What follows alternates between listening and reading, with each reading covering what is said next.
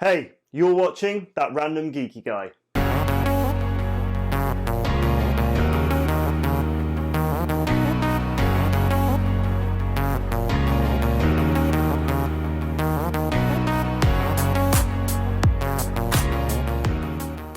Hi everyone, and thank you for joining me for this week's video. Today we're actually doing a full review of the Razer Kraken Tournament Edition gaming headsets. I've been using it for about 3 months now, so I wanted to take the opportunity to talk you through my experience, what they're like to use, how they feel, the audio quality, the build quality, and everything I feel you need to know if you're thinking about making a purchase.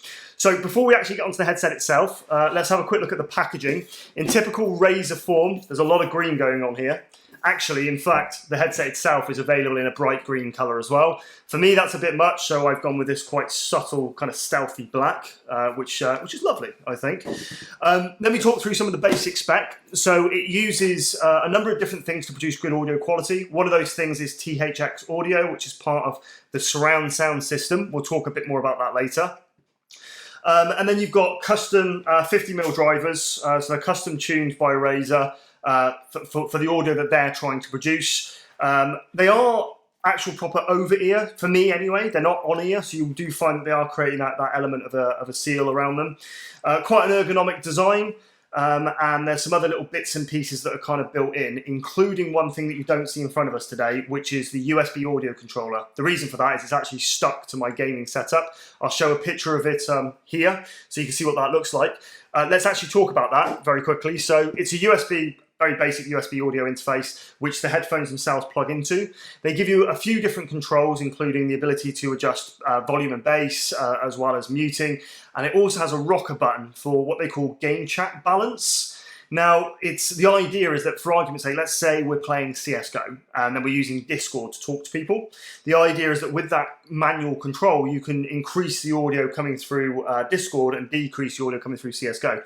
In practice, I don't find that great. In fact, I think the manual approach of going to Discord and amplifying the audio of the people in your chat and then going to the game and reducing the master volume slightly, that actually works better for me. But do comment below if you've had a better experience. Perhaps I've missed something in terms of how it works, but overall, that isn't great. Other than that, let's move on to build quality. So let's move the box out of the way and talk about what this looks like. So let's start with the headband. It's quite thick. It's not overly soft, but it's very supportive. And I'll talk more about how that works well shortly. But let's move down here to one of the ear cups. First things first, the band that you see all the way around here and all the way up through the top, this is all metal. You should be able to hear that there. And the actual cups themselves are really quite thick, very soft. And this is where it gets interesting. So Razer call them cooling infused ear cuffs. The idea is that they're cooling. Now, in real life applications, I don't necessarily find them cooling. That's not how I would describe them. I think I'd describe them more as temperature regulating. So if I compare this to the headset that I had before, which was just a generic brand one from Amazon, over a prolonged period of time, even with the hot weather that we've had recently, they do hold a more manageable temperature. They don't get as hot, but I wouldn't describe it as cooling. You know, whilst the initial feel when you put them on is that they're cool, that quite quickly goes away. But it is, like I say, more of a regulating temperature, and you find it's more comfortable in time. Now, comfort is a great kind of segue going back to this headband at the top. So whilst it's slightly soft, it's got good support, paired up with the really, really soft ear cuffs, the massive amount of adjustment that's available through the metal frame here. These are super comfortable. So what I'm finding is even with prolonged gaming period, hours and hours of gaming, these are actually really, really comfortable to wear. And I think that, you know, that temperature regulating, that build quality, the fact that actually it's really quite flexible makes it really comfortable to wear. And the fact that despite my quite big ears, they actually do sit inside the cup perfectly well, and actually the depth between the top of the cup and the driver is deep enough so you don't have the driver pushed up against your ear. That's normally what will make a headset really uncomfortable. The combination of all of that together makes it a really comfortable long-term headset. The microphone, which pulls out here, actually can push back into this cup this side and pull back out. Now, In recent weeks, I've actually been using RTX voice, but prior to that, the people who I was playing with actually said they couldn't really hear a lot of background noise. You know, I'm using red switches on my Corsair keyboard that you may have seen featured before, and overall the background noise isn't that bad. So that's pretty good to see. And as just a general microphone, it's fine for gaming.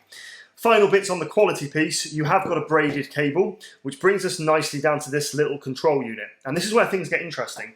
So on the end of this, you find yourself a normal 3.5mm jack, just a 4-prong piece, which means that this can be used with a USB controller through a PC, so on and so forth, but actually through games consoles and Nintendo Switch, you know, mobile phones, iPhones, Android phones, whatever it might be, this headset can still be used.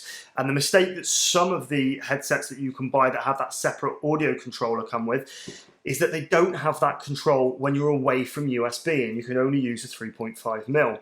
So this has just got volume control and a mute button. It's quite simple, but it's good to see. And it means that actually this is a one-for-all kind of headset. If you're mobile gaming, console gaming, or PC gaming, everything that you should need is right here and ready to use.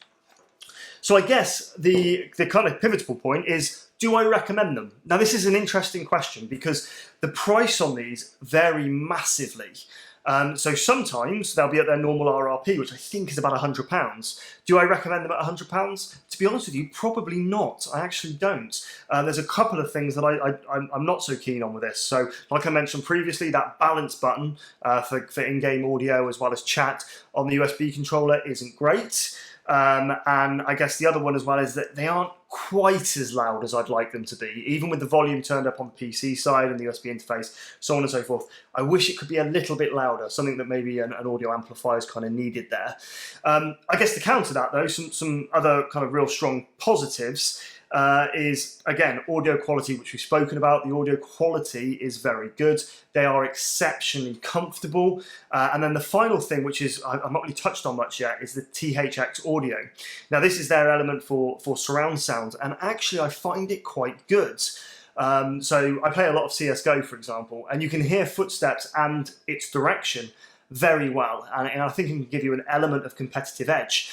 But then I go back to that price point of £100. Do I recommend it with those positives at 100? No. And the reason being is that you often find these on offer. So this is all about value. Ultimately, they're very, very good headset. But why pay 100 when you can get them for less? So you often see them on offer, I'm going to use Amazon as an example, for £50 to £60, which I think is roughly what I paid for them as well. And at £50 to £60, I definitely recommend them. It's a great headset at that point. You've got a 2-year warranty with them. Obviously, you've got Amazon's fantastic returns policy, so if you try them out and they're not for you, you can send them back. But 50 to 60 quid, it's a pretty good headset.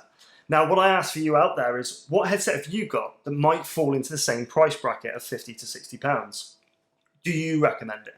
Stick it in the comments below. Let me know what it is. Maybe I'll go and check out some other ones as well and see how they compare to this one.